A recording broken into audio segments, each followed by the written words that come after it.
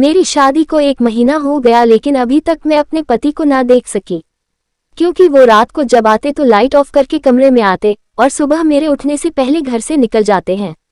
ये राज जानने के लिए एक दिन अपनी जगह नौकरानी को सुला दिया और खुद कमरे में छुप गई। जब लाइट जली तो मेरी चीखें निकल गई, क्योंकि अचानक से आने वाली नींद की झोंकों ने मेरी बंद आंखों को खोलने पर मजबूर किया था। मैं पिछले 4 घंटों से अपने कमरे में बैठी अपने पति का इंतजार कर रही थी। अब तो बैठकर मेरी कमर में भी दर्द शुरू हो चुका था। जब यूं ही जमाए लेते हुए घड़ी की तरफ नजर दौड़ाई तो रात के 1 बजे रहे थे। मेरे तो होश उड़ गए थे। आज तो मेरी सुहागरात थी, मेरी पहली रात, जिस रात पति पत्नी एक दूसरे से कई वादे करते हैं और उम्र भर साथ निभाने की कस्में खाते हैं। मैंने अभी तक अपने पति को नहीं देखा था। कुछ हमारे खानदान में रश्मि भी थी। शादी से पहले लड़का और लड़की की फोटो भी नहीं दिखाई जाती थी। बस छोटी बहन से सुना था कि मेरा दूल्हा बड़ा ही प्यारा है। खुद ही दिल में सपना बुनने लगी थी। इस रात का इंतजार तो ना जाने मुझे कब से था, और मुझे जब लाकर इस कमरे में बिठाया गया तो मैं बहुत डरी सहमी सी थी। मगर 4 घंटे बैठने के बाद न सिर्फ मेरी कमर दर्द कर रही थी, बल्कि जमाई ले लेकर मेरे सारे सपने और ख्वाहिश भी खत्म हो चुके थे। एक बार तो सोचा कि उठकर बाहर जाऊं और कहाँ है, मगर फिर बाहर जाना मुनासिब नहीं लगा। जब नींद में बहने लगी तो यूं ही बैठे बैठे बेन के क्राउन से टेक लगा कर सो गई। अब और इंतजार करना मेरे लिए मुश्किल था कि तभी दरवाजे का लॉक खोलने की आवाज आई। मैं हड़बड़ा कर आंखें खोलकर देखने लगी, मगर कमरे में तो खूब अंधेरा फैल चुका था। मैंने सहम कर कहा कि कौन है, मगर पैरों के चप्पल की आवाज मुझे सुनाई नहीं दी। मैं सकपका कर बोली कि सुनिए जी, क्या ये आप हैं? ये कमरे में इतना अंधेरा क्यों कर दिया? क्या लाइट चली गई है? मैंने एक ही सांस में कई सवाल कर डाले थे। तभी गला खखार कर एक मर्दाना आवाज गूंजी, मैं हूँ, आपका पति। इतना सुना था कि मेरे दिल की धड़कन तेज हो गई। हालांकि मैं जानती थी उस वक्त मेरे कमरे में मेरा पति ही आ सकता है। ऐसे लगता था जैसे पति की आवाज सुनकर मेरी सारी थकान वहीं दम तोड़ गई हो।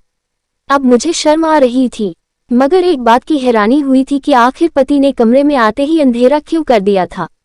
मुझे ये बात थोड़ी अजीब लगी। अगर लाइट चली गई थी तो मोमबत्ती या टॉर्च ही कमरे में ले आते। मैं आंखें फाड़ फाड़ के देखने की कोशिश कर रही थी कि जब मुझे एक मर्दाना साया सा अपनी तरफ आते हुए नजर आया। पति मेरे सामने आकर बैठा और कहने लगा कि माफ कीजिएगा, बाहर दोस्तों में गपशप लगाते हुए वक्त का पता ही नहीं चला। आप तो जानती हैं कि ऐसे मौके पर दोस्त कहाँ जान छोड़ते हैं। आप काफी थक गई होगी, मुझे लगता है आपको सोना चाहिए। बाकी बातें हम कल कर लेंगे। मेरा पति तो बात करते हुए बहुत अटक रहा था। उसके मुंह से तो हकलाते हुए शब्द भी ठीक से नहीं निकल रहे थे। इसका हरगिज ये मतलब नहीं था कि उन्हें अटक अटक कर बोलने की बीमारी थी। वो तो यूं बात कर रहे थे जैसे मुझसे शर्मा रहे हो। उन्हें मुझसे शर्म आ रही हो। मर्द होकर उनका मुझे शर्माते हुए बात करना मुझे बहुत परेशान कर रहा था। फिर याद आया कि छोटी बहन ने भी बताया था कि दीदी आपके मंगेतर बड़े शर्मीले किस्म के हैं। मैंने पति से कहा कि आपने कमरे में अंधेरा क्यों कर दिया? क्या आप मुझे देखना नहीं चाहते? जाहिर है एक औरत शादी की रात बस अपने पति के लिए ही तो सजती संवरती है ताकि उसका पति उसे देख उसकी तारीफ करे। मेरी बात सुनकर पति कुछ देर खामोश रहा और फिर कहने लगा कि मैं तो आपको जी भर के देख लिया था जब आपको मेरे पास लाकर बिठाया गया। आप बहुत खूबसूरत हैं और हमारे यहाँ एक रस्म है, मुझ पर किसी ने जादू करवाई थी ताकि मेरी शादी ना हो सके। इसलिए पंडित जी ने बताया कि तुम्हें कुछ दिन रात को अंधेरे में पत्नी के पास जाना है। मुझे ये बात बड़ा अजीब लगा था, मगर उस वक्त मैंने इस बात को सच मान लिया, क्योंकि पहली ही रात मैं किसी बहस में नहीं पड़ना चाहती थी। उस रात मैं सोने के लिए लेटी तो मेरा पति पहले ही लेट चुका था। दिल में एक ख्वाहिश थी कि पति का चेहरा देखूं। आखिर वो मेरा पति बन चुका था। जब वो बारात लेकर हमारे यहाँ आए थे तब भी उनके चेहरे पर सेहरा बांधा गया था, जिसमें फूलों की लड़ियों में मुझे उनका चेहरा दिखाई नहीं दिया था। रात गुजर गई। मैंने सोचा कि चलो ये रात भी गुजर जाने दूं। चंद घंटों की तो बात है। सुबह होते ही मैं अपने पति को देखूंगी। मैं पति के पहलू में सो गई। सुबह जब मेरी आंख खुली तो मैं मुस्कुराकर बेड के दूसरे तरफ देखा। मैं चौंक कर उठ बैठी, क्योंकि बेड तो बिल्कुल खाली था। वहां पर तो मेरा पति ही नहीं था। वॉशरूम भी खुला था। मैं हड़बड़ा कर उठ बैठी और कमरे से बाहर निकल आई। बाहर आकर देखा तो मेरी सास परेशान सी बैठी थी। मुझे देखकर उनके चेहरे पर फौरन मुस्कुराहट छा गई। मगर उन्होंने कुछ पढ़ते हुए मुझे इशारों से अपने पास आने को कहा। मैं उनके पास गई और साथ साथ आसपास अपने पति को भी देख रही थी कि वह कहाँ चले गए। मैं सास के पास गई तो उन्होंने फौरन मुझ पर फूंक मार दी। शायद वो कुछ पढ़ रही थी और वो मेरे लिए ही पढ़ रही थी जो उन्होंने मुझ पर पढ़कर फूंका था। ये देखकर मुझे पति की बात याद आने लगी। शायद ये मेरे और मेरे पति के लिए ही था। लगता था सचमुच में उन पर कोई जादू हुआ है। तभी तो सास भी मुझ पर कुछ पढ़ के फूंक रही थी। मैंने उनके पास बैठते ही सवाल किया कि वो कहाँ है, मुझे तो कहीं कमरे में नजर नहीं आए। तो सास दूसरी तरफ देखते हुए कहने लगी, बेटा वो काम पर जा चुका है। मैंने घड़ी की तरफ देखा तो सुबह के 7 बजे रहे थे और ऑफिस का वक्त 9 बजे से शुरू होता है। फिर 7 बजे वो कैसे चले गए? सास मेरी नजरों को देखकर सवाल समझ चुकी थी और कहने लगी कि बेटा उसके काम का कोई पता नहीं, वो अपने दोस्त के साथ मिलकर कारोबार करता है और दिल जब चाहे तभी घर से चला जाता है। तुम नाश्ता कर लो। मुझे ये बात बड़ी अजीब लगी। मेरा दिल चाहा सास से पूछूं, क्या पति की शादी में मर्जी नहीं थी? ना ही रात को उन्होंने मुझसे कोई बात की थी और ना ही वो चेहरा दिखाए कैसे चले गए भला। कोई अपनी शादी के अगले दिन भी काम पर जाता है। मैं इसी सोच में गुम थी कि सामने वाले कमरे से एक लड़का निकला। मैंने उठकर देखा और जल्दी से अपना दुपट्टा सर पर ले लिया। मेरी सास मुस्कुराकर कहने लगी कि बेटी ये तुम्हारा देवर है। मैंने सरसरी सी नजर दौड़ाकर उसको नमस्ते किया तो वो आंखों से ही जवाब देकर वहां से बाहर चले गए और सारा दिन यूं ही गुजर गया। मैंने नोट किया था कि मेरी सास काफी परेशान दिखाई दे रही है, जबकि वो तो मिजाज की बहुत अच्छी औरत थी। हमारा रिश्ता होने के बाद वो कई बार हमारे घर आई थी। मैंने उनके चेहरे पर कभी उदासी देखी ही नहीं थी। थोड़ी देर में बहुत खुश मिजाज थी। मैं तो बहुत खुश थी कि चलो सास बहू में खूब जमेगी, मगर वो तो ख्यालों में डूबी हुई करती थी। मैं जब बुलाती तो ख्यालों से निकलकर मेरी तरफ देखने लगती। इस घर में मेरे पति साथ के अलावा एक मेरा देवर भी था। हम 4 लोग ही यहाँ पर रहते थे। मैं शाम में अपने पति की आने की राह देख रही थी। बिल्कुल नई नवेली दुल्हन की तरह सज सावर कर बैठी हुई थी, मगर तभी दरवाजे पर दस्तक हुई। मैंने फौरन मुस्कुराकर दरवाजा खोला तो सामने मेरा देवर राम खड़ा था। वो मुझे यूं खड़ा देखकर हड़बड़ाते हुए नजरें चुरा लिया। मैंने भी उससे नमस्ते किया और वापस अंदर आ गई। बहुत रात हो चुकी थी। बार बार मेरी नजरें घड़ी पर जा रही थी। ना जाने मेरा पति कहाँ रह गया था। सास ने जबरदस्ती खाना भी खिला दिया। देवर भी वही खाना खा रहा था। मुझे महसूस हुआ कि जैसे वो मुझे चोरी चोरी देख रहा है। मैंने जब उसकी तरफ देखा तो वो बौखला कर नजर ही बदल दिया और फिर आधा खाना छोड़कर घर से चला गया। मेरे दिमाग में बहुत ख्याल आ रहे थे। मैं यूं ही बैठी सोच रही थी कि आखिर वजह क्या थी। दिल घबराने लगा तो बालकनी में खड़ी होकर रोने लगी। आंखों से आंसू बह रहे थे। शायद मैं उनको पसंद नहीं आई थी। वो मुझसे नफरत करते थे या फिर उनके दिल में कोई और था। मैं अभी यूं ही खड़ी रो रही थी कि तभी अंधेरा फैल गया। हल्की रोशनी बालकनी के बल्ब की थी, जिसे मैं यूं ही जलता छोड़ा और फिर कमरे में चली आई।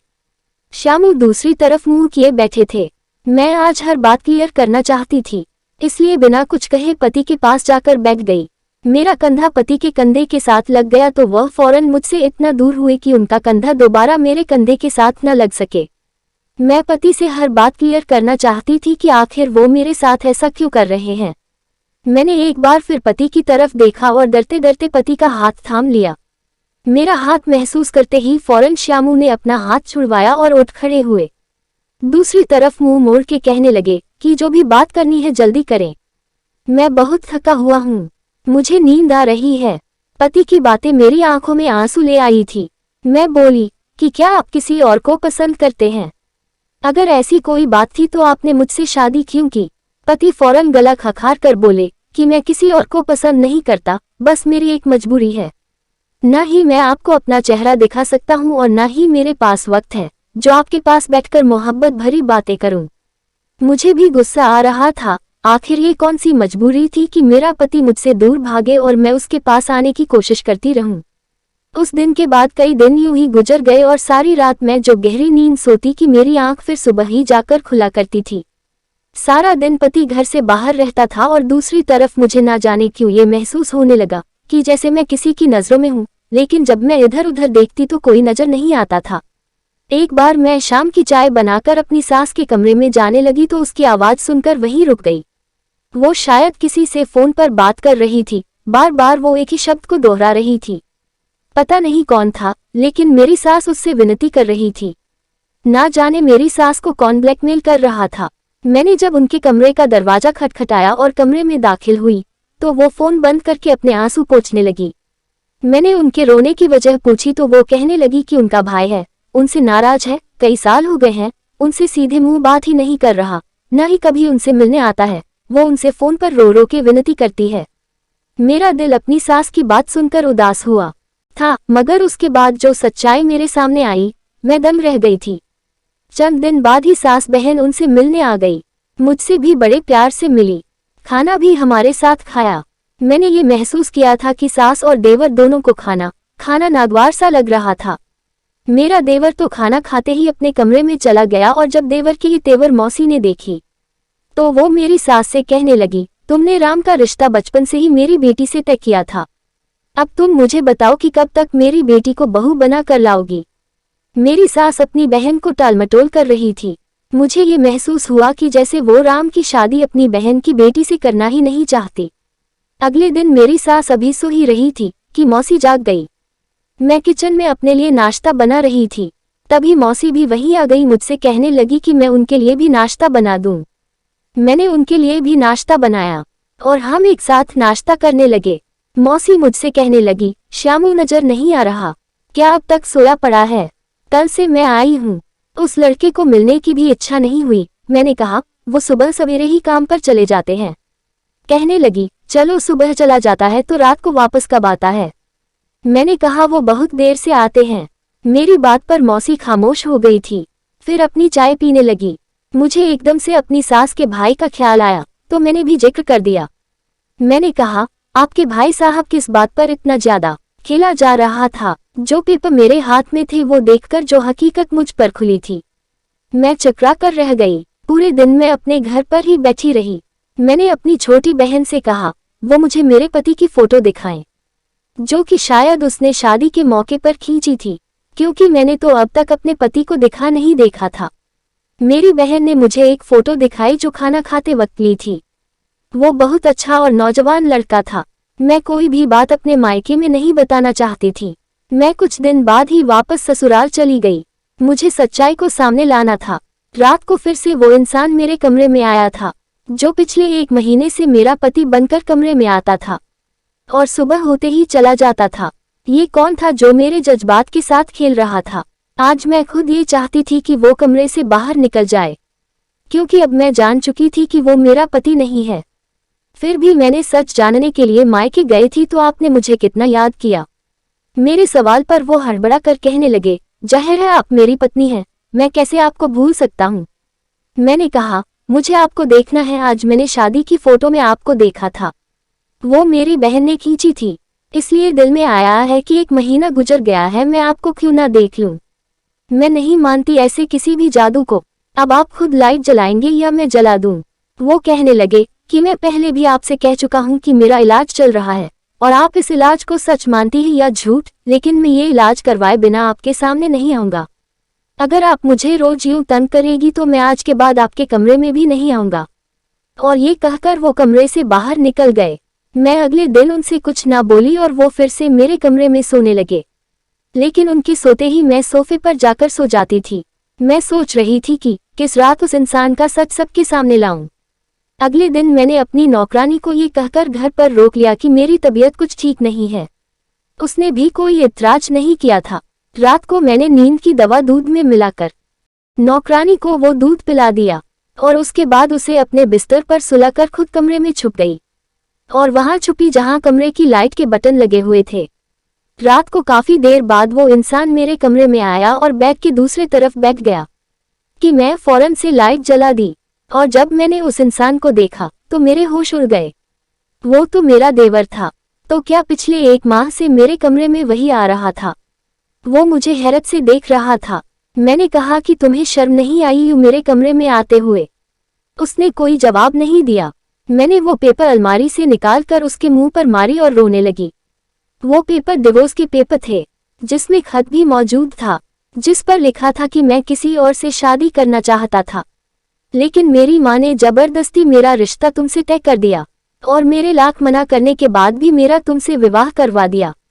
लेकिन मैं शादी की रात ही भाग गया था और अब तुम्हें डिवोर्स पेपर भेज रहा हूं ताकि तुम जिससे चाहे शादी कर लो। उस वक्त मैं चकरा कर रह गई थी कि जब मेरा पति शादी की पहली रात ही भाग गया था तो कौन मेरे कमरे में आता है, और मेरा देवर मुझे धोखा दे रहा था। मैंने उसका कॉलर पकड़कर उसे झकझोर कर रख दिया कि उसने मेरे साथ ऐसा क्यों किया। वो कहने लगा, मैंने आज तक आपके साथ ऐसा कुछ नहीं किया कि आपको या मुझे शर्मिंदगी उठानी पड़े। मैंने जो कुछ किया अपनी माँ के कहने पर किया है, क्योंकि श्यामू भाई शादी की रात ही भाग गए थे। मेरी माँ डर गई थी कि अगर ये बात फैल गई तो क्या होगा, इसलिए मुझे कमरे में जाने का कहती है ताकि आपको इस बात का शक ना हो जाए और बात बंद मुट्ठी में ही रह जाए। लेकिन मैंने आपके साथ कुछ भी गलत नहीं किया। मैंने कहा, मैं यहाँ सिर्फ सच जान आई थी। तुम्हारा भाई मुझे डिवोर्स दे चुका है, इसलिए मेरा इस घर से कोई रिश्ता नहीं। मैं अगली सुबह अपने मायके चली गई और सारी बात अपने घर वालों को बता दी। मगर कुछ माह बाद मेरी सास हमारे घर आ गई। उन्होंने मेरे घर वालों से माफी मांगी और मेरा रिश्ता राम के लिए मांगने लगी। कहने लगी, अगर आप अपनी बेटी की शादी की तो आपको अच्छा रिश्ता नहीं मिलेगा। गलती मेरे बेटे का है या मेरा, और सजा आपकी बेटी को क्यों कटनी पड़े। मैं श्याम से बहुत विनती की कि वो वापस आ जाए, लेकिन वो नहीं आया। मेरे मम्मी पापा ने मेरा विवाह राम से करवा दिया। सच ही कहते हैं कि एक औरत ही औरत का घर बर्बाद भी करती है और आबाद। आपको मेरी कहानी कैसी लगी कमेंट करके हमें जरूर बताएं। कहानी अच्छी लगी हो तो चैनल को सब्सक्राइब, वीडियो को लाइक और वीडियो को शेयर जरूर करें। धन्यवाद दोस्तों।